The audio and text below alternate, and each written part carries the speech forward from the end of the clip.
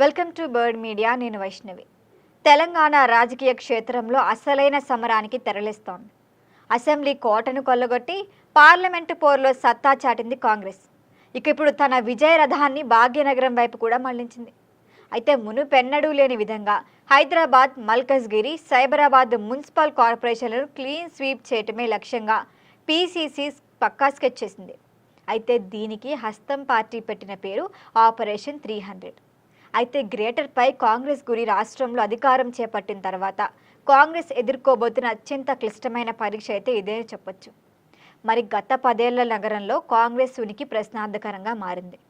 అయితే 10 ఏళ్ల విరామం తర్వాత చెల్లా చెదురైన కేడర్, వరుస వలసలు హస్తం పార్టీని ఖచ్చితంగా కోలుకోలేని దెబ్బే తీశాయి. మరి అసెంబ్లీ ఎన్నికల్లో రాష్ట్రమంతా గాలివిచ్చిన మాత్రం గ్రేటర్ పరిధిలో మాత్రం ఇప్పటికీ కాంగ్రెస్ కాస్తో కూస్తో వెనుకబడి ఉంది. ఇప్పుడు మరి ఆ పాతగాయలనే మానుకొని నగర ఓటర్ల మనసు గెలవటమే పీసీసీ ముందున్న అసలైన సవాల్. ఇందులో ముఖ్యంగా చూస్తే కంటోన్మెంట్, జూబ్లీహిల్స్ ఎన్నికల్లో కాంగ్రెస్ జెండా రెపరెపలాడటం కాంగ్రెస్ క్యాడర్కి జోష్ ఇచ్చే అంశమే. మరి ఇప్పుడు కూడా అంతే స్థాయిలో టాప్ నాచ్ పెర్ఫార్మెన్స్ చేద్దామని టీపీసీసీ పక్కా ప్లాన్ ఇస్తోంది. మరి ఆ దిశగానే క్యాడర్ను సమాయత్తం చేయడం కూడా స్టార్ట్ చేసింది. అయితే ఇప్పటి వరకు తెలంగాణలో అర్బన్లో జరిగిన పురపోరులో కాంగ్రెస్ అయితే ఖచ్చితంగా విక్టరీ అందుకుంది. మెజార్టీ పీఠాలపై కాంగ్రెస్ అభ్యర్థులే చైర్మన్లుగా ఉన్నారు, మేయర్లుగా కూడా కూర్చున్నారు. అయితే బలమైన నేతలతో కాంగ్రెస్ కొత్త వ్యూహంతో వస్తోంది. అయితే ఈసారి కాంగ్రెస్ కేవలం గాలివాటాన్ని నమ్ముకోవట్లేదు, అంతా పక్కా వ్యూహంతోనే వస్తోంది. అయితే ఇప్పటికే ఇతర పార్టీల నుంచి బలమైన నేతలను ఆహ్వానించింది హస్తం పెద్దలు. మరి ఇప్పుడు మరొక అడుగు ముందుకేసి కార్పొరేషన్ చైర్మన్లుగా ఉన్న నేతల్ని కూడా ఎన్నికల బరిలోకి దింపుదామని భావిస్తున్నారు. అయితే పదవులు అనుభవించడమే కాదు, పార్టీ గెలుపు కోసం కూడా క్షేత్రస్థాయిలో పోరాడాలని ఇప్పటికే పీసీసీ బాస్ స్ట్రాంగ్ వార్నింగ్ ఇచ్చినట్లుగా కూడా తెలుస్తోంది. ఇక 300 డివిజన్లలో కాంగ్రెస్ వ్యూహం ఏంటంటే హైదరాబాద్, మల్కజ్గిరి, సైబరాబాద్ వీటి పరిధిలో 300 డివిజన్లలో బలమైన యోధులను నిలబెట్టాలని ఈ ప్లాన్ ముఖ్య ఉద్దేశం.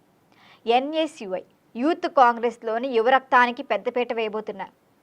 జూన్ నెలాఖరు నాటికి అభ్యర్థులను కూడా ఖరారు చేద్దామని ఎన్నికల నోటిఫికేషన్ కంటే ముందే వారిని గనక ప్రజల మధ్యకి పంపితే ఇది ఎంతో కొంత హెల్ప్ అవుతోందని చూస్తోంది కాంగ్రెస్ పార్టీ. అయితే అభ్యర్థి ఎవరనేది ముందుగా తెలిస్తే ప్రజలతో కనెక్ట్ అవటం ఖచ్చితంగా సులభమైన పనే. మరి ఇదే పీసీసీ వర్షన్గా చెప్పొచ్చు. మరి నగర పోరులో ఇది ఖచ్చితంగా కాంగ్రెస్ది పెద్ద మాస్టర్ ప్లాన్. మరొక వైపు ప్రభుత్వ సంక్షేమ పథకాలే తమను గట్టెక్కిస్తాయని కాంగ్రెస్ నమ్ముతోంది. అయితే వీటిలో ఇప్పటికే గృహజ్యోతి, మహాలక్ష్మి వంటి పథకాలతో పాటు మూసీ పునర్జీవం, మెట్రో విస్తరణ, మరి ఇలాంటి మెగా ప్రాజెక్టులను కూడా ఎన్నికల ఎజెండాగా మార్చుకోబోతూ ఉంటుంది. అధికారం చేతిలో ఉండటం, వాటితో పాటు అభివృద్ధిపై ఫోకస్ పెట్టడంతో ఈసారి గ్రేటర్ ఓటర్ తమకే పట్టం కడతారని ధీమాగా ఉన్నారు హస్తం నేతలు. కానీ గ్రేటర్ గడ్డపై బీఆర్ఎస్ ఉంది, ఎంఐఎంలో కూడా బలమైన పట్టుంది ఖచ్చితంగా. అటు బీజేపీ కూడా తగ్గేది లేనట్లు దూకుడు మీద ఉంది. మరి ముక్కోణపు పోటీలో 300 మంది యోధులు కాంగ్రెస్ జెండాను ఎంతవరకు మోయగలరు? అసలు మేయర్ పీఠాలపై హస్తం జెండా ఎగురుతుందా, లేకపోతే వ్యూహం బెడిసి కొడుతుందా అన్నది ఆసక్తిగా మారింది. ఏదేమైనప్పటికీ ఈ రిజల్ట్స్ అన్ని ఎలక్షన్స్ అయితే కానీ చెప్పలేం. మరి దీనిపైన మరిన్ని అప్డేట్ల కోసం చూస్తూనే ఉండండి బర్డ్ మీడియా.